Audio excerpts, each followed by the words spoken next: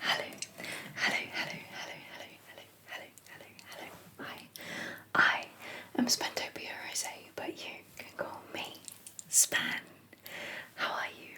How are you? How are you? How are you tonight? It's very close to Christmas. I've got my little reindeers on my shirt. And it's so close to Christmas. It is Christmas Eve. So tomorrow is Christmas Eve. No. Yes. Tomorrow is Christmas Eve. Christmas is very soon. So I thought I would read you one of my favorite little golden books. So I have a collection of little golden books. I have a lot of them. I should count how many I have, and maybe people think that I should start a spreadsheet or try and put them into Goodreads, which I did start doing at one point, but then I realised a lot of the books that I love the most don't actually have a barcode to scan because they are so old and wonderful. So from that collection I have chosen Rudolph The Rednosed Reindeer, little golden book. It's sorry, I'll do a bit of a softly spoken / whisper. Yeah, so it'll be Rudolph. There's a bit missing, there's a little bit missing here. And that's just because the book is very much pre-loved. So, Rudolph the Red-Nosed Reindeer, a little golden book. Look at the cover page. This book belongs to Rosalind,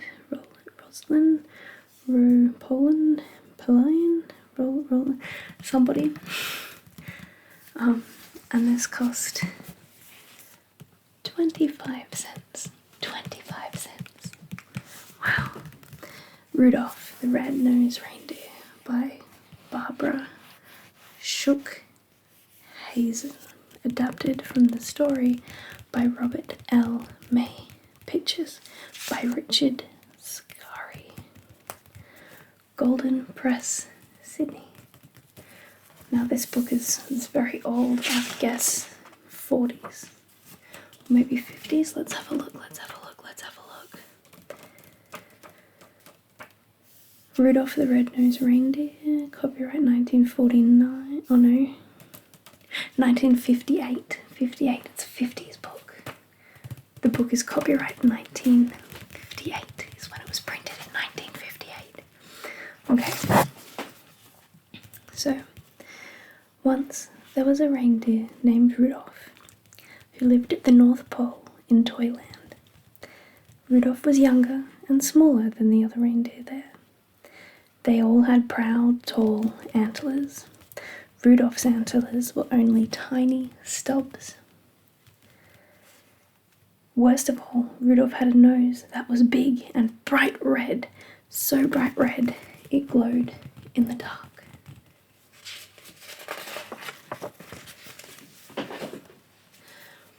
Poor Rudolph, he wanted to be like the other reindeer in Toyland. Oh, to have small brown nose instead of a big bright red one. The other reindeer made fun of Rudolph and called him names. Rudolph the Red-Nosed Reindeer, they teased over and over again until tears glistened on Rudolph's large red nose. Sometimes the other reindeer made a circle around Rudolph and sang, red nose, a funny sight, big as an apple and twice as bright." That's very mean. They kicked up snowballs with their tiny hooves and covered Rudolph with a blanket of white, fluffy snow. All the reindeer loved to play games. They played tree tag and snow slide and tumble bones. But Rudolph was never asked to play. He stood behind a pine tree and watched. He was very lonely. Rudolph couldn't even play hide and seek with the rabbits. His glowing red nose gave him away every time. Santa's team choosing time. Before Christmas Eve, Santa's elves posted a sign on the gate to Toyland. Santa's team choosing time. The sign said, all the reindeer were asked to line up at 8 o'clock in the meadow. Santa Claus was coming to choose the team that would deliver presents to every good little boy and girl in the world. I think there's been a pay trip down here. That's most unfortunate. Oh no, maybe not. Oh no, it lines up, look, it lines up. Oh, never mind me.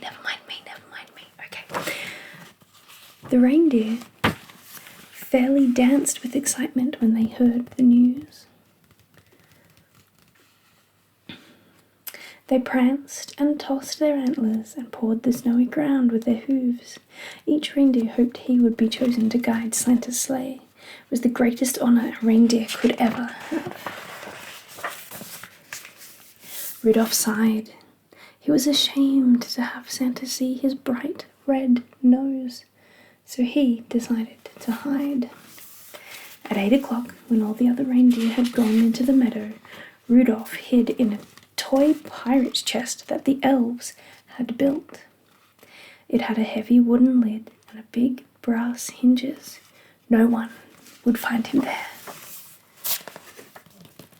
In the meadow, all the reindeer in Toyland, except Rudolph, stood in a line while Santa inspected them.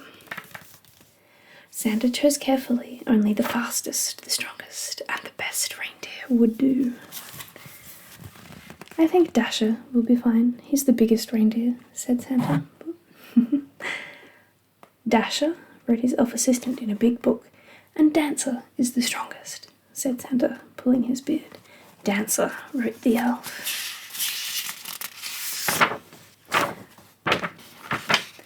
This elf looks a mighty lot like a leprechaun, don't you think?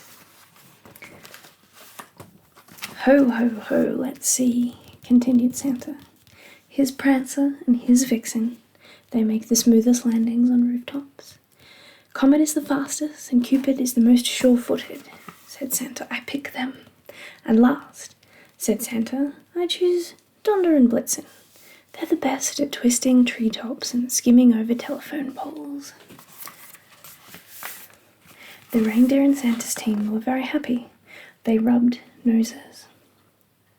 They danced and clinked their antlers together. Even the reindeer who weren't chosen were given good jobs. One was to try out the electric trains, and another was to cuddle Christmas kittens. The only reindeer without a job was Rudolph. He wanted to help, but he knew he would be laughed at, so he stayed hidden in the pirate toy box. At last, it was Christmas Eve. Santa and his elves were busy packing the sleigh. I don't care if they do make fun of me, said Rudolph suddenly. I want to help too. He jumped out of his box. I'll bring Santa's team a pail of nice cool water, he decided. They'll get thirsty on their long journey.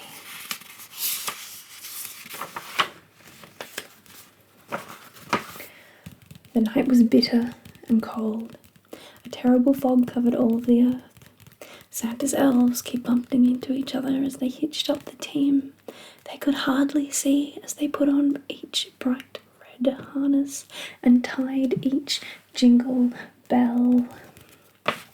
To make matters worse, Dasher and Dancer were fighting over who was to be lead reindeer. I was chosen first, said Dasher, stamping angrily. But you always trip over the moon, said Dancer, kicking a falling star. Even Santa was cross. We'll never get there if you two don't stop quarrelling, he said. And where is my Christmas list? Dash it all, I can't see a thing in this fog. Just then, a soft red glow lit up the snow. "Thank goodness," said Santa, suddenly jolly again. "I found my list, ho-ho, I must have tucked it in my belt." Good boys and girls, John, Mary, Leo, Betty, Ralph, Peter, Henry, Ruth, Sally, Huck, Joan, Jane, Thomas, Edward, Michael, Francis, George, Lucy, Carlton, and Pierre. "Who bought this fine lantern?" asked Santa. "I must take it with me. Why, I can see perfectly now." "It's not a lantern," said Rudolph, trembling. "The light comes from my nose." "Rudolph the Rednosed Reindeer," said Santa. "I'm certainly glad to see you. Your light will guide my sleigh tonight. I appoint you head of my team and #1 reindeer in all the world."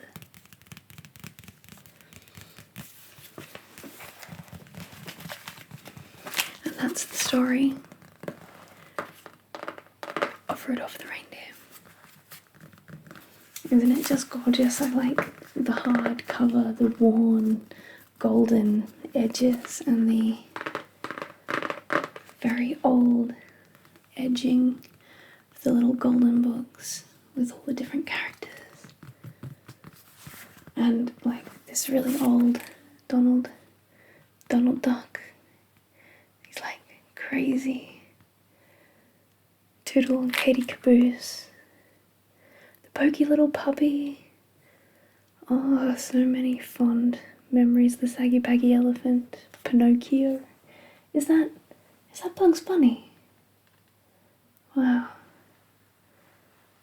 Is that supposed to be Mickey Mouse? Minnie? Mickey? Donald? Yeah. Anyway, this is a very beautiful, much cherished old book. And tomorrow night, on actual Christmas Eve, I will read The Night Before Christmas. On the night before Christmas, I will whisper read such like this.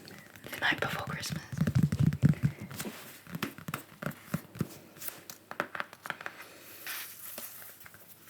Old books are my favourite. Don't get me wrong, I like new books too, but there's just something so enriching and heartwarming about an old, pre-loved, much read story. Don't you agree? Well, I'm gonna call it and say good night. Good night. Merry Christmas. Merry Christmas.